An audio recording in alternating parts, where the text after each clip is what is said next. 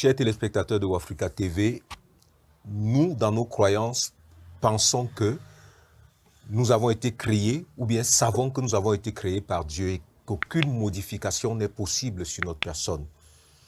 Et dans cette contrariété, dans cette contradiction que le monde moderne nous oppose, en nous montrant tous les jours comment est-ce qu'on peut modifier l'être humain, nous avons choisi ce matin de nous interroger sur une question philosophique, le jeunisme. Et pour le faire, nous avons invité le professeur Mouchili pour discuter de la question avec lui. Nous vous remercions de l'attention que vous portez à votre chaîne. Merci d'être là avec nous pour penser l'Afrique, pour penser le monde. Bonjour, professeur Mouchili. Merci, bonjour. Merci surtout pour cette invitation qui se répète. Merci infiniment d'être là, professeur Mouchili. Professeur Mouchili, c'est quoi le jeunisme? Disons que avec les développements qu'a connu la médecine depuis la fin des deux grandes guerres du XXe siècle, on a pu penser autrement la médecine. Et la médecine n'est plus essentiellement curative. Elle est désormais, au-delà de son caractère curatif, elle est désormais prédictible. Elle est désormais anticipatrice par rapport aux différents enjeux même de notre civilisation contemporaine. Et entre autres facilitation à l'obtention des êtres mieux adaptés au contexte de vie aussi difficile que nous le connaissons, il y a le jeunisme. Le jeunisme a à la fois un caractère technique et un caractère culturel. Technique parce qu'à ce niveau, il y a ce qu'on appelle le choix des gènes. Le choix des gènes. Parce que on peut vouloir désormais obtenir des enfants, je dirais, sur mesure. Et pour cela, il faudrait peut-être qu'on choisisse les types de gènes. Oui, les types de croisement, déjà d'abord. Oui. Et même quand on a réussi à croiser, il faut finaliser le processus d'obtention de l'homme meilleur, de l'homme amélioré. L'homme amélioré est celui-là qui sera constitué des gènes les plus efficaces dans leur fonctionnalité. Il y a ce choix.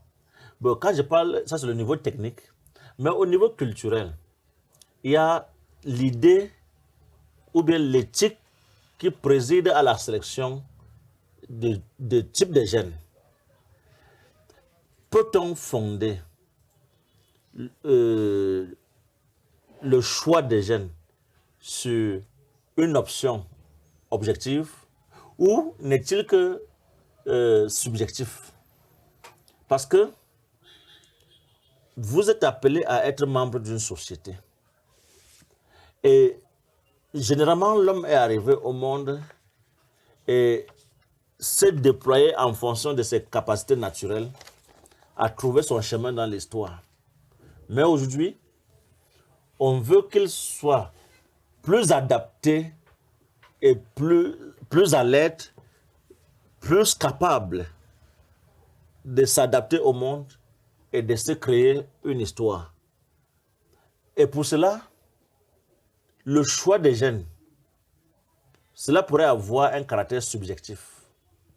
En quoi est-il objectif de penser que le gène qu'on juge positif est celui que désire avoir nécessairement la société par rapport à l'homme qu'on veut obtenir? Voilà, c'est ça le grand problème. Donc, c'est facile dans l'activité pratique des techniques biomédicales contemporaines parce qu'il s'agit d'un pouvoir que nous donne la science. Mais est-ce que ce pouvoir nous détermine à faire le choix du type d'humanité, même si l'intention qui nous guide est noble? Est-ce que parce que votre intention est noble, vous devez déterminer les capacités d'un futur enfant alors que vous ne serez pas cet enfant et cet enfant voudra vivre sa vie en choisissant, en prenant des options. Parce que déjà, on dit, un enfant doit suivre son chemin sans se soucier de la route que ses parents ont prise auparavant. Mais il vit dans une société, prof. Il vit dans une société, mais pour être dans la société doit l'aider à se découvrir. La société ne doit pas avoir l'intention de déterminer un enfant. On doit aider, c'est en ça que consiste l'éducation. Aider celui qu'on prend dans un processus éducatif à se découvrir, à connaître ses potentialités et à choisir ses options. Il ne s'agit pas de commander un être et le déterminer en fonction de ce qu'on veut de lui. On doit l'éduquer pour qu'il trouve ce qu'il veut de lui-même et non qu'il satisfasse nos ambitions individuelles. Oui. À ce niveau, il y a une subjectivité dans le choix des jeunes. Même si les jeunes qu'on juge positifs aident à avoir un enfant mieux adapté aux conditions difficiles d'existence, ce choix est quand même subjectif. Bon, est-ce qu'on doit donc arrêter tout eugénisme? Non, nous voyons comment cela réussit déjà à l'échelle de l'élevage. Hein? Oui, ce n'est pas totalement mauvais. Ceux qui nous écoutent vont dire que, ceux qui nous écoutent vont dire que les êtres humains ne sont pas des animaux. Oui, mais les êtres humains subsisteront parce que les OGM auront aidé à produire la quantité d'alimentation, la quantité de produits agricoles qu'il faut pour nous alimenter. Voyez-vous, si c'est les OGM qui vont nous aider à ce stade-là, comment pouvons-nous décider de ne pas améliorer le caractère de l'homme si les plantes, l'aliment qu'il consomme est déjà un aliment amélioré. Modifié. Oui, génétiquement modifié. Bon, on ne dit pas qu'il faudrait absolument le faire, mais ce qui doit être fait, c'est que nous constatons que nous vivons aussi dans une nature qui change. On parle aujourd'hui de réchauffement climatique, voyez-vous, mais il faut bien que l'homme soit capable de résister à ce réchauffement climatique. Comment va-t-il le faire? Comment va-t-il s'adapter? Comment sera-t-il sûr que les changements ne pourront pas provoquer de nouvelles maladies? Et s'il a l'option de modifier la structuration génétique de façon à rendre l'homme plus apte à répondre aux changements climatiques, aux saisons les plus difficiles, est-ce que, même si le choix des gènes est subjectif, il ne faudrait pas aborder cette question, il ne faudrait pas aborder ces pratiques? L'homme a besoin que son espèce se pérennise. Mais comment va-t-il le faire? Est-ce que la reproduction suffit? Et si la reproduction ne suffit pas, alors est-ce qu'on doit parler seulement de reproduction ou bien de qualité dans la reproduction? Et si on parle de qualité dans la reproduction, est-ce que commander un enfant sur mesure à partir du choix des gènes pose des problèmes? Ça veut dire qu'il y a aussi l'aspect culturel qui intervient à ce niveau. Voilà. Imaginez-vous qu'une personne soit incapable de procréer et que, parce que l'enfant ne peut pas résider dans son sein, et il y a un moyen de produire des enfants à partir, comment on appelle ça, des éprouvettes. Voyez-vous, quel est l'argument que vous allez utiliser pour convaincre celui-là qui peut résoudre son problème de stérilité à partir des incubateurs? Ce n'est pas possible. Oui. Mais, et si un seul œuf ne peut pas suffire pour qu'on choisisse le meilleur enfant, le meilleur œuf pour cette procréation,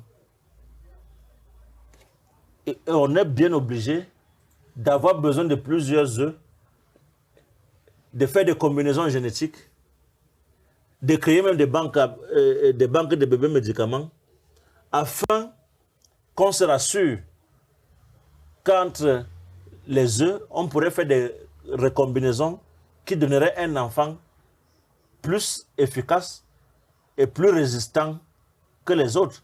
On pourrait même décider de corriger ce qui a prévalu dans l'organisme des parents qui n'ont pas pu avoir un enfant. On peut corriger cela en faisant un nouvel enfant, mais qui sera déterminé à grandir à partir des incubateurs. Oui, oui. Bon, là, c'est un eugénisme curatif, mais le problème, parce que tout ça se passe au niveau des pratiques et au niveau culturel. Si vous êtes un homme incapable de procréer et que, en passant par là, ça peut marcher, allez vous refuser. Et comme vous en avez eu l'occasion, vous voudrez absolument que votre enfant arrive au monde dans des conditions physiques ou physiologiques excellentes. Et pour cela, qui peut refuser l'eugénisme? C'est subjectif, le choix des gènes. Parce qu'en déterminant l'enfant, on veut aussi choisir même ce qu'il pourrait être à l'avenir. Or, il dépend de lui de choisir ce qu'il veut être, c'est vrai. Mais nous sommes là à résoudre un problème aussi de société. Quel est le regard que nous avons des hommes ou des femmes dont pour qui la procréation est difficile? Et si cela pourrait résoudre ce problème, ça permettrait de sortir de ce dépaysement. Voyez-vous? Voilà. Alors là, le choix des gènes, quand même, il serait plus subjectif qu'objectif, résout au moins un problème de société. Voyez-vous? Et cela résout aussi le problème, un problème médical. Pourquoi? Parce que au moins vous serez rassuré qu'en déterminant génétiquement ces enfants, il n'y aura pas de risque de maladies graves à l'instar de la trisomie 21. Et on aura donc des bébés sur mesure. Sur mesure parce qu'on aura choisi comment ils devraient être socialement. Nous y allons. Peut-être nous sommes des pays pauvres et nous en parlons, mais il faut en parler dès maintenant, dans le sens de la sensibilisation, dans le sens de l'ouverture d'esprit, parce que nous sommes des sociétés encore enfermées dans des traditions, dans des traditions et des croyances qui nous maintiennent dans la mentalité classique qu'on a connue avec ce spiritualisme aujourd'hui dépassé, le spiritualisme métaphysique avec des gens comme Platon, ou le spiritualisme religieux avec tout ce que nous connaissons de la tradition chrétienne ou musulmane. Mais aujourd'hui, il faut que l'homme sache qu'il est réellement l'auteur de son histoire.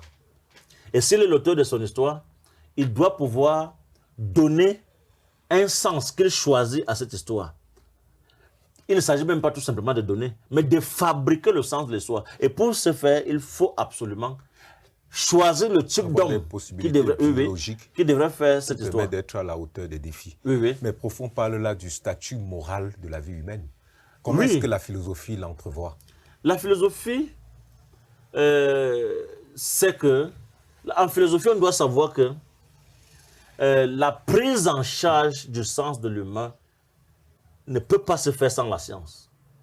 Ça ne peut pas se faire sans la science. Et les propositions scientifiques au sujet des caractères que devrait avoir un homme ne peuvent pas être rejetées d'un revers de la main. Pour dire que pour ceux qui penseraient qu'il y aurait une réalité intangible de la nature humaine, se tromperaient au moins à un certain pourcentage, parce que personne ne souhaiterait avoir dans son entourage un enfant inapte aux exigences de la société. Et Michel Onfray, c'est un philosophe qui a beaucoup parlé d'hédonisme. Il dit une philosophie qui ne s'appuie pas sur la promotion du corps est une philosophie inapte et inepte. Parce que c'est dans le corps qu'il faudra découvrir les éléments qui permettent de vouloir établir une essence de l'homme. Il remet en cause l'ontologie classique définie à la manière d'Aristote, parce qu'il s'agit là d'une étude de l'être en l'absence de l'être. Il faut donc recourir à ce qu'il appelle l'ontogénèse pour comprendre l'homme à partir de son historicité. Et cette historicité nous rend compte de la véritable réalité ou de la véritable condition de l'homme. Et cette condition, parce que l'homme est par nature déterminé par la volonté de sortir de l'instinct de survie au profit d'une vie raisonnée, il peut chercher une autre option que celle qui lui est offerte par la nature afin de vivre autrement. Vivre autrement, non pas parce qu'on veut défier simplement la nature, mais parce qu'on veut créer des conditions meilleures pour une existence épanouie. Pour ceux qui sont contre les thèses eugénistes, pensent que l'homme a une âme qui lui a été dédiée ou bien donnée ou bien accordée par Dieu, et qu'après l'existence que nous avons, l'existence factuelle que nous traversons, il y a une autre forme d'existence.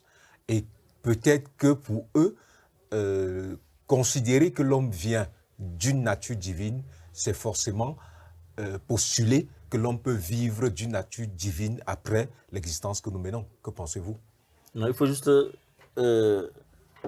les amener à comprendre que s'ouvrir à la science, ce n'est pas une erreur.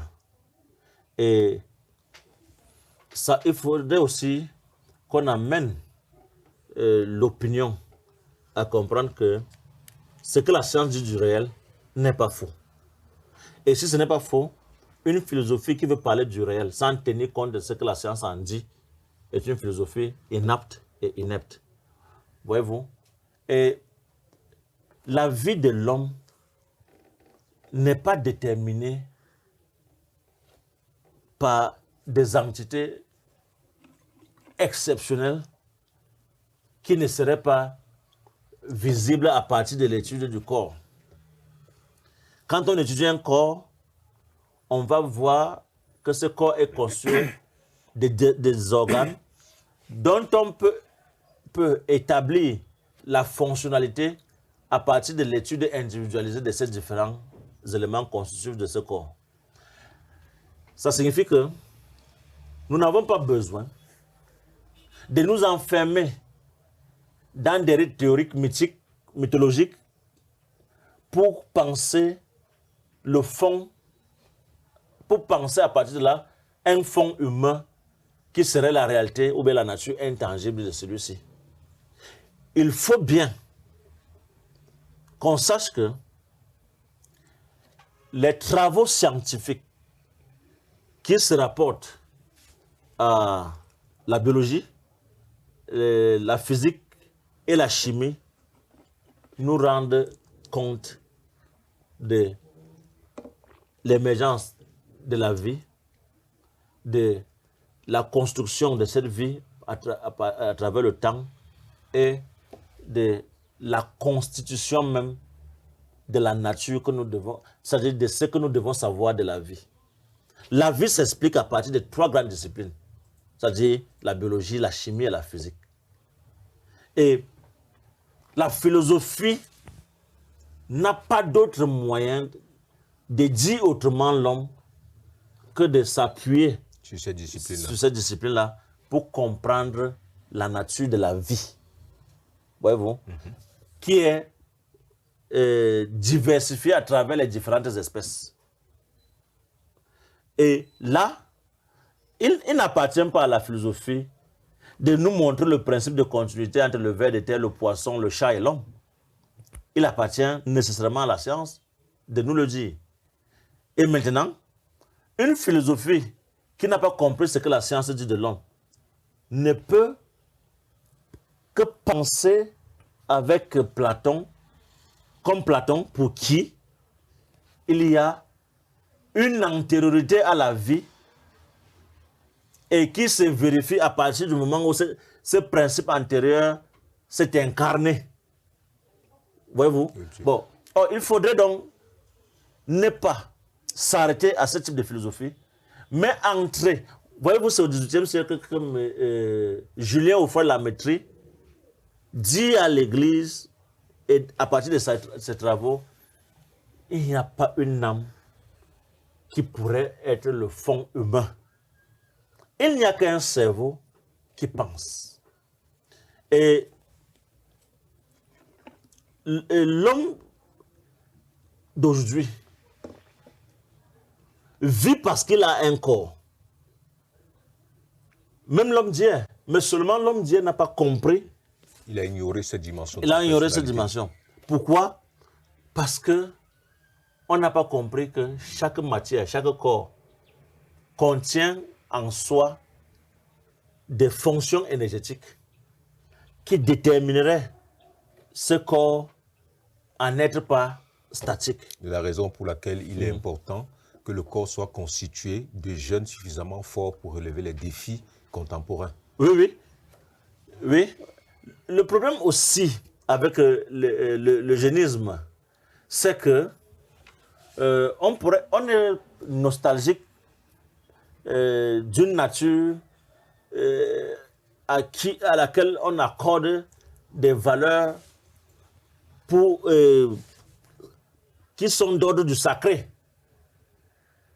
Mais en quoi est-il moins sacré de se rendre compte que naturellement, nous sommes issus d'une nature qui, en évoluant, a donné lieu à notre vie et que nous avons une intelligence nous permettant d'échapper aux contradictions biologiques que cette nature même pourrait créer en nous. C'est-à-dire, j'entends par contradiction biologique les défaillances, des potentielles inaptitudes ou alors des potentielles maladies qui pourraient être incurables. Si on peut soigner, alors est-ce qu'il est dangereux ou inhumain de penser qu'au lieu de toujours chercher à soigner, on peut prévenir à partir d'une médecine améliorative qui anticipe sur des possibles maux auxquels s'expose chaque homme vivant. Le corps à l'avenir. Oui. Prof, qu'est-ce qui est eugénique? Est-ce que le fait de faire des croisements calculés est déjà eugénique? C'est-à-dire que... Oui, le choix des gènes. Le choix. Oui. Il y a aussi la réparation de ces gènes. Oui. Il y a le remplacement de ces gènes. Oui. Parce que, à ce niveau, nous avons deux formes de thérapie génique. La thérapie génique germinale et la thérapie génique somatique. Oui. Avec la thérapie génique germinale, on peut remplacer le gène délétère par un gène compatible, peut-être venu d'un autre corps, qu'on aurait pu conserver, peut-être comme un bébé médicament, un embryon médicament, dont on a stoppé la progression pour que cet embryon n'arrive pas à la naissance et à la vie. Alors, mais on maintient cet embryon en vie à partir du principe de processus de congélation. Alors, on peut prendre un gène ailleurs et remplacer le gène délétère. On peut tout simplement réparer le gène malade. Mais le gène malade, si on le répare tout simplement, quand l'enfant naîtra, il pourra transmettre la maladie à sa descendance. Oui. Donc, pour éviter que la maladie soit transmise à sa descendance, on change. À ce niveau, on parle de thérapie génique germinale. Ok. Donc, à partir de ce moment, on considère que cet homme, l'être qui vient, est modifié déjà. Il est modifié, oui. Il est modifié. L'eugénisme entraîne des modifications. Le problème, c'est, est-ce que vous ne voyez pas des enjeux idéologiques qui peuvent devenir idéologiques dans cette question et qui transformeraient ce problème, ce mode de résolution, c'est-à-dire que cette démarche qui, à l'origine, vise à améliorer les conditions de la biologie humaine. Le monde actuel vit déjà sous la dictature de l'idéologie néolibérale. Et on ne voit en l'homme qu'un agent économique. Et l'agent économique doit être à la fois celui qui achète et celui qui consomme. Oui. Alors, il n'est pas admissible qu'on ait à se soumettre à cette loterie génétique naturelle qui ne nous permet pas de savoir quelles seront les qualités de l'enfant qu'on obtiendra. Voyez-vous? Et alors, on recourt à d'autres pratiques de médecine améliorative qui pourraient nous permettre de nous assurer que l'enfant qui arrivera sera suffisamment apte pour répondre aux exigences, Aux défis de l'avenir. aux défis de l'avenir et surtout aux défis de ce système économique et politique néolibéral. Et du coup, on peut modifier un peuple. Oui, On peut avoir une race meilleure. ce sont des possibilités. Oui. Mais sachant que notre société développe des morales ou bien une éthique qui favorise le maintien dans des habitudes. Voyez-vous? Et on a l'impression, puisqu'on ne sait pas ce que sera l'humanité améliorée, Oui. une génération génétiquement modifiée, en voulant suspendre le gène qui provoque le paludisme quand on a été piqué par l'anophèle femelle, on peut aussi avoir suspendu la possibilité en l'homme d'avoir peur. Et si vous n'avez plus peur, vous devenez un potentiel kamikaze. Vous pouvez accepter de prendre une bombe à vous et de vous faire sauter, même en plein marché. Il y a des précautions éthiques qu'il faut prendre. C'est pour cette raison qu'on veut que cette façon de choisir soit fondée objectivement. Mais toutes les circonstances ne peuvent pas participer au choix objectif des jeunes. Parce que nous sommes dans des sociétés démocratiques où c'est la logique du nombre qui impose une sorte de rationalité de vivre ensemble.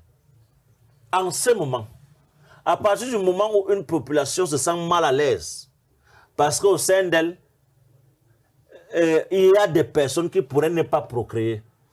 Or, les nouvelles pratiques médicales peuvent donner lieu la chance à ceux-là qui ne peuvent pas procréer de procréer. Dans ces conditions, qu'est-ce qu'il faut faire? Fonder son choix des gènes sur l'objectivité ou répondre aux besoins d'une population qui constitue un ensemble qu'on appelle le suffrage électoral. Voyez-vous? Oui. Il y a beaucoup de paramètres qui entrent en jeu à ce niveau. Et les démocraties, c'est la logique de la majorité populaire. Peut-on introduire des formes d'aristocratie? Peut-être. Mais les aristocraties que nous connaissons aujourd'hui, c'est cette logique mercantiliste qui fait que le monde soit désormais dirigé par des transnationales ou des multinationales. Dans ces conditions, est-ce que dès le départ, la logique des choix n'est déjà pas biaisée? Est-ce qu'on ne veut pas seulement faire en sorte que tous ceux qui arrivent au monde soient absolument des agents économiques, même si à une certaine échelle, on peut obtenir des échecs? Si on se réfère à l'anthropologie de Nietzsche, ce que Nietzsche dit de la nature humaine, dans sa conception de l'humain, les malades et les incapables au travail n'ont pas droit, ils doivent être exclus de la société. Parce que l'homme doit être un surhomme. Si tu ne peux pas être un surhomme, si tu n'as pas la vocation à te rendre Dieu et être celui-là qui est au point de départ et au point d'arrivée du sens de sa vie, alors vous ne devez pas participer à la société. Donc c'est à ce niveau qu'il faut comprendre la logique de l'eugénisme. L'homme n'est pas un être généreux par nature. C'est la preuve que on n'a pas du temps pour la compassion. On n'a pas du temps pour la charité. Il faut que chacun soit capable de participer à sa propre réalisation existentielle. Alors, faisons en sorte que tous, nous ayons des compétences à cet effet. Donc, accepter que, au nom de la lourdeur génétique, certains enfants arrivent au monde trisomique, d'autres arrivent épileptiques, d'autres encore dans des conditions telles qu'ils ne peuvent pas travailler.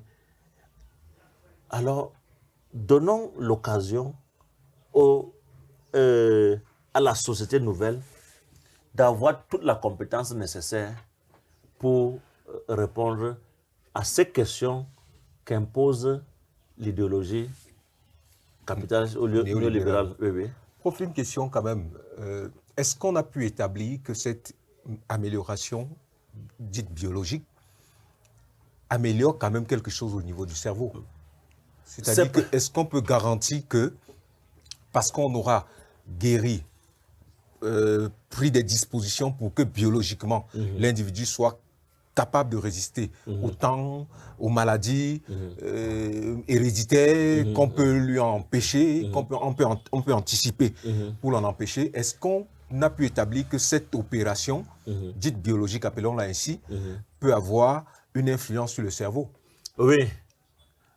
Aujourd'hui, on peut soigner Alzheimer, Parkinson, qui sont des défaillances dues à la dégradation de la mémoire, à partir des électrodes biocompatibles qu'on pourrait introduire à la base du cerveau.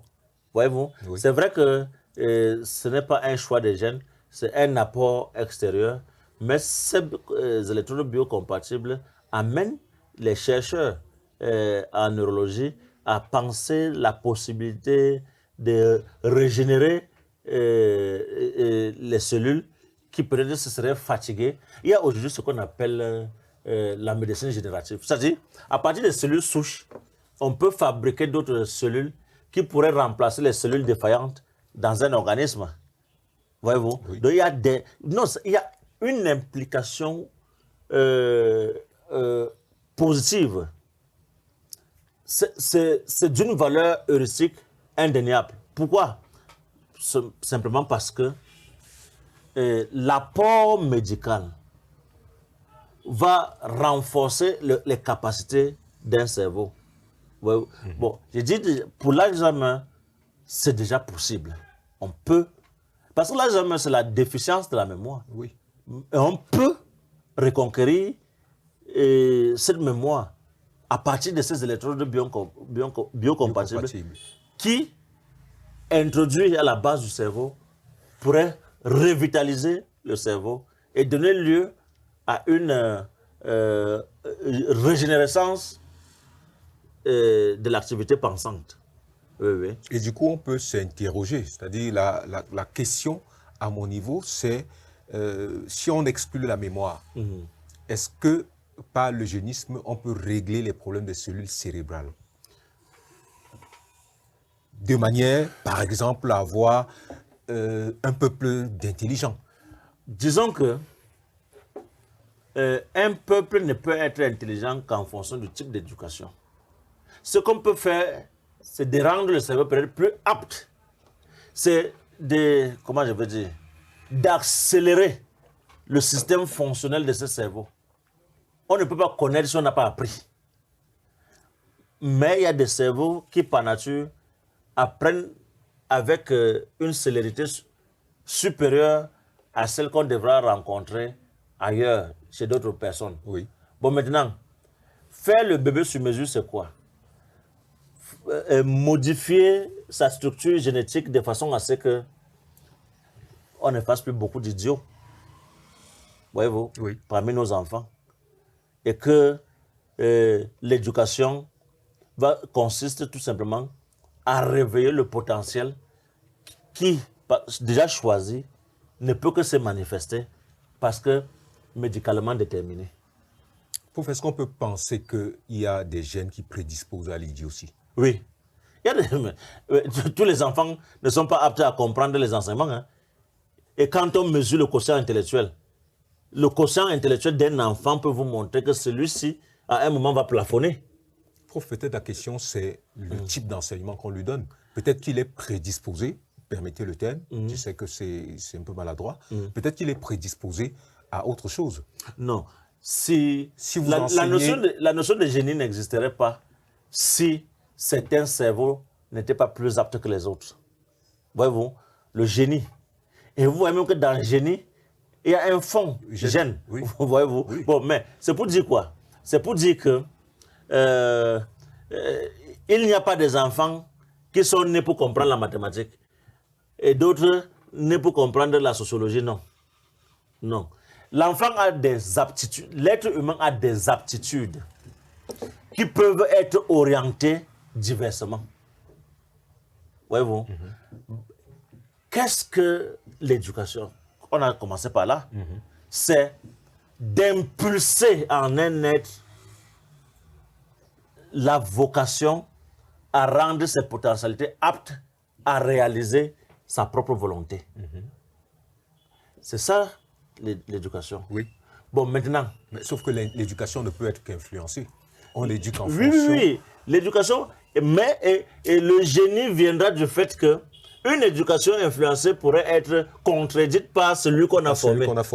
Oui. Oh, en tout le monde, cette capacité à remettre en cause ne viendrait pas aussi facilement. Oui. C'est à ce niveau qu'on constate l'émergence du génie, qui est une des aptitudes d'un cerveau, mais qui ne peut se manifester que confronté à l'obstacle ou dans le feu de l'action.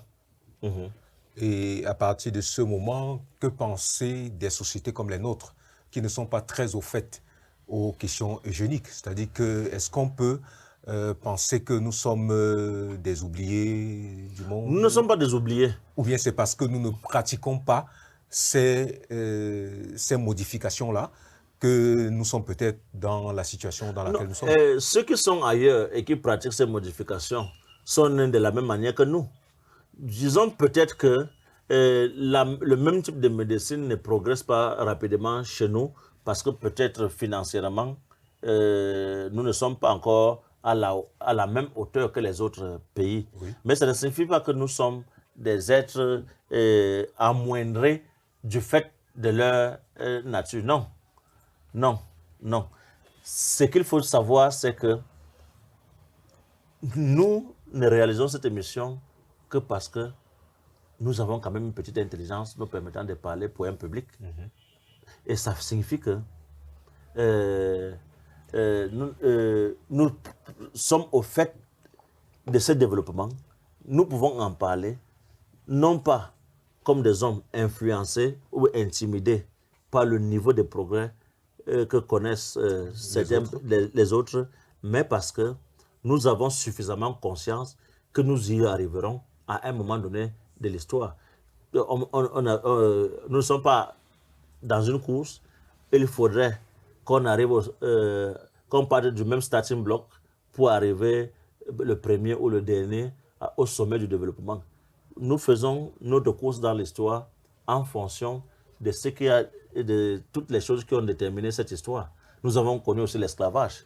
Nous avons connu la colonisation. C'est vrai qu'on ne va pas s'arrêter à là pour dire c'est ça le problème de l'Afrique ou bien des pays du tiers-monde. Mais ce qui est sûr, nous, dans notre continent ensoleillé, nous sommes capables de penser au même titre que les autres. Moi, je dis toujours que la science est le patrimoine commun de l'humanité. Il n'y a pas de race plus apte à faire la science que d'autres. Mais il y a que la politique de chaque État institue le mode et le rythme de développement. Mais ça ne signifie pas que c'est parce que les hommes qui peuplent ces pays sont des idiots. Non. Il n'y a pas un endroit du monde où on trouve les scientifiques et où il n'existe pas des hommes de notre race. Ça signifie que nous avons les mêmes potentiels, nous avons les mêmes aptitudes naturelles qui prédisposent à des capacités de développer des génies. Merci infiniment, professeur Mouchili. Merci d'avoir échangé avec nous sur la question eugénique. Et chers téléspectateurs, vous avez écouté l'échange. À vous de vous faire votre propre idée, mais davantage de poursuivre la recherche parce que c'est ça l'objectif de cette émission Interrogeons-nous. Nous vous retrouvons très vite dans votre télé. À très bientôt sur Africa TV. Merci, professeur Mouchili. Merci pour cette invitation. Merci, prof.